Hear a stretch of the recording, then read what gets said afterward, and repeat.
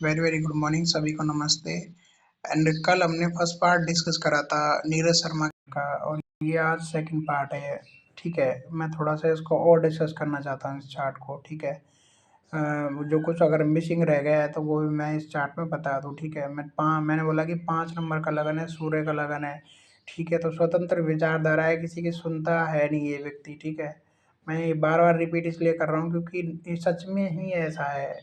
5 number का लगन है ना, वो किसी की सुनता ही नहीं है। ठीक है, तो ये लगन है, इसमें 5 नंबर राशि है, ये लगन है, यहाँ से ये एक है ये। ठीक है, ये पहला भाव है, ये दूसरा भाव है। दूसरे भाव में 6 नंबर राशि है, तीसरे भाव में 7 नंबर राशि है, चौथे भाव में 8 नंबर राशि है, पांचवें भाव में 9 नंबर राशि है, छठे भाव में 6, सातवें में 11 नंबर राशि है, आठवें में 12 नंबर राशि है, नौवें भाव में 1 नंबर राशि है। ठीक है, तो 1 नंबर राशि के स्वामी कौन है, यानी भाग्य के स्वामी कौन है, इनके मंगल। ठीक है, भाग्य के लिए 2 प्लैनेट देखे जाते हैं आपके आपके एक तो बृहस्पति को देखा जाता है, वो ठीक होना चाहिए।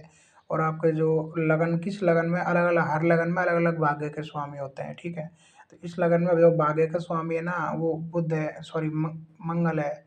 1 नंबर राशि का स्वामी मंगल है, जो 9वें भाव में राशि पड़ रही है। ठीक है, 1 2 3 4 5 6 7 8 9। ठीक है, तो जो 9वें भाव में जो राशि पड़ रही है वो किसकी पड़ रही है, आपके मंगल की। वो जो स्वामी है, जो कहाँ बैठे हैं, 7वें भाव में बैठे हैं। ठीक है, 11 नंबर राशि में जो लगन को देख रहे हैं। ठीक है, तो मैंने कल इनको बोला था कि आप ना, जो दोस्त हैं वो बहुत सोच समझ के बनाइए। ठीक है, अगर आपकी संगति अच्छी होगी तो आपकी खुद की भी उन्नति होगी, आपके भाग्य की भी उन्नति होगी। ठीक है, और अपने जो पिता है उसके साथ अच्छा संबंध रखिए। ठीक है, और जो बड़ा भाई है उसका बड़े भाई का जो भाव है वो 11वां भाव है। ठीक है, आप गिनिए 11वां भाव कहाँ पड़ रहा है, एक गिन के बताते हैं आपको।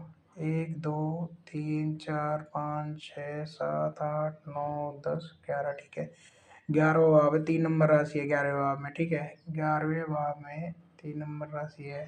ठीक है, 11वें भाव में 3 नंबर राशि है, उसमें शनिदेव बैठे हुए हैं।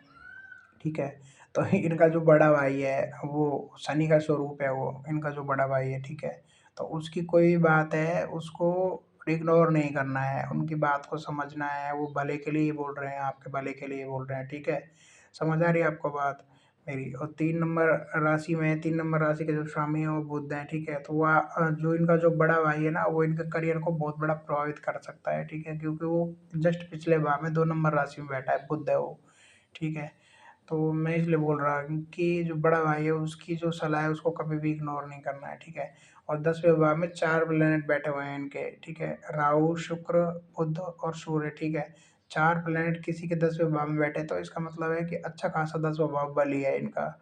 ठीक है, 2 नंबर राशि है 10वें भाव में, 10वां भाव आपके कर्म का, आपके कार्य क्षेत्र का, आपके मान प्रतिष्ठा सम्मान, इन सारी चीज़ों का होता है। ठीक है, शनिदेव है, इनके 11वें भाव में बैठे हैं, छठे भाव के स्वामी हैं। ठीक है, इनका प्लैनेट, एक भी प्लैनेट इनका वक्र नहीं है। ठीक है, सीधे सारे सारे के सारे डायरेक्ट हैं, तो जो काम है वो ठीक तरीके से होने हैं, सही टाइम पे होने हैं। ठीक है, तो टेंशन लेने की आवश्यकता इनको है नहीं। ठीक है, शुक्र का टाइम पीरियड है, शुक्र 10वें भाव में बैठा है, 10वें भाव की ही दशा है, 10वें भाव का ही टाइम पीरियड है। ठीक है, तो कहने का क्या मतलब है, ये सही टाइम है, जो आपको करियर में गेन करने के लिए सही टाइम है। ठीक है, शुक्र में राहु की महादशा चल रही है, राहु भी 10वें भाव में बैठा है, शुक्र भी 10वें भाव में बैठा है। ये जो टाइम पीरियड है, ये टाइम पीरियड करियर का है। ठीक है, हिंदी में अगर बात समझ में आ रही है तो ये टाइम पीरियड करियर का है, और करियर पे ध्यान देना सबसे ज़्यादा जरूरी है इस टाइम पीरियड में। ठीक है, तो ये है मेन बात, ये समझाने के लिए। ठीक है, इसके बाद में इनका जो नवमांश का जो लगन है उसमें सूर्य बैठे हुए हैं। ठीक है, और इनका जो टाइम पीरियड है वो शुक्र का चल रहा है, शुक्र यहाँ पे अष्टम भाव में बैठ गए हैं आके।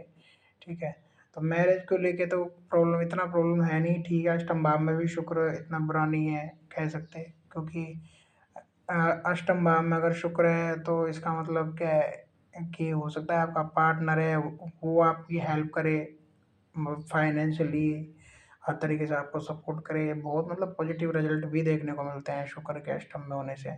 ठीक है, तो उस तरीके से भी नहीं सोचना है। ये बाकी ये बच्चा है, ये मांगलिक है। ठीक है, जो इसका मंगल है, ये मंगल इसका भाव चलित में पिछले भाव में जा रहा है। ठीक है, ये चला गया छठे भाव में। ठीक है, तो खिसक रहे हैं इनके प्लैनेट भी। ठीक है, केतु इनका 3rd हाउस में जा रहा है, चंद्रमा के साथ में सहयोग है इसका चार्ट में, पर वो पीछे की तरफ जा रहा है डिग्री उसकी कम इस वजह से, ठीक है। पर इनका जो चंद्र केतु साथ में भी बैठा हुआ है यहाँ पे राशि चार्ट में, और केपी चार्ट में इनका पिछले भाव में जा रहा है, तीसरे भाव में, ठीक है। राहु इनका 9वें भाव में जा रहा है, ठीक है, 10वें भाव से 9वें भाव में जा रहा है। तो इनको मेन जो है, मैंने कल बताया था कि इनको ध्यान रखना पड़ेगा कि चंद्र को और केतु को बैलेंस रखें, और वो भक्ति से ही बैलेंस हो सकते हैं, ठीक है। जितना आप भगवान की शरण में जाएंगे उतना आपका जो केतु है वो बैलेंस हो जाएगा, और चंद्रमा केतु आपको बुरा रिजल्ट नहीं देंगे, ठीक है। जिसको भगवान का भरोसा है उसका कोई कुछ बिगाड़ नहीं सकता है, ये सीधी सीधी साफ सुथरी बात है, ठीक है। इससे इससे ज़्यादा साफ बात नहीं की जा सकती। तो यही चीज़ मैं इनको कहना चाहूँगा, और अपने करियर पे फ़ोकस करिए। मैं नहीं कह रहा कि आप दोस्ती मत करिए या लोगों के साथ बात मत करिए, वो नहीं है बात, ठीक है। पर मेन जो फ़ोकस है अपना करियर रखिए, ठीक है। अपने करियर से ऊपर किसी को भी मत रखिए, नहीं तो प्रॉब्लम होगी आपको, ठीक है। आप अपनी फैमिली को भी प्रॉब्लम में डालोगे और अपने आप को भी प्रॉब्लम में डालोगे। कल को आप कुछ गलत कर सकते हो अपने साथ में, ये भी हो सकता है। क्यों बोल रहा हूँ मैं? क्योंकि राहु के साथ में है, आपके सूर्य है, तो कुछ गलत भी कर सकते हो। बुध है, बुध राहु का संयोग है, वो जड़त्व योग बोलते हैं उसको, ठीक है। तो हो सकता है बुद्धि खराब हो जाए, कुछ गलत कर बैठो, तो ये नहीं करना है, ठीक है ना। अपने आप को संभाल के रखना है। अब जो हो गया है, जो हो गया है, गलतियाँ इंसान से ही होती हैं, ठीक है। सुधार भी उनको इंसान को ही करना होता है। तो इस तरीके से नहीं सोचना है कि पता नहीं क्या हो गया है, ये वो, इस तरीके से नहीं सोचना है। ज़्यादा अपने आप को हैवी बर्डन में नहीं डालना है। बाकी अपनी गलतियों से सीखना है। ज़िंदगी में जो इंसान अपनी गलतियों से नहीं सीखता, वो जीवन में आगे नहीं बढ़ता, उसको जीवन में कुछ नहीं मिलता है, और वो हमेशा परेशान रहता है, ठीक है। और ब्लेम गेम से अपने आप को बचाना है, खुद को ब्लेम नहीं करना है, हमेशा खुद को कोसते रहो कि ये क्या हो गया, वो कुछ नहीं है, कुछ नहीं हुआ है, लाइफ़ है, लाइफ़ में गलतियाँ करते हैं और आगे बढ़ते हैं, ठीक है, और सीखते हैं उनसे। सीखना होता है ज़िंदगी में हमेशा, ठीक है। एक गलती दोबारा नहीं होनी चाहिए, ठीक है।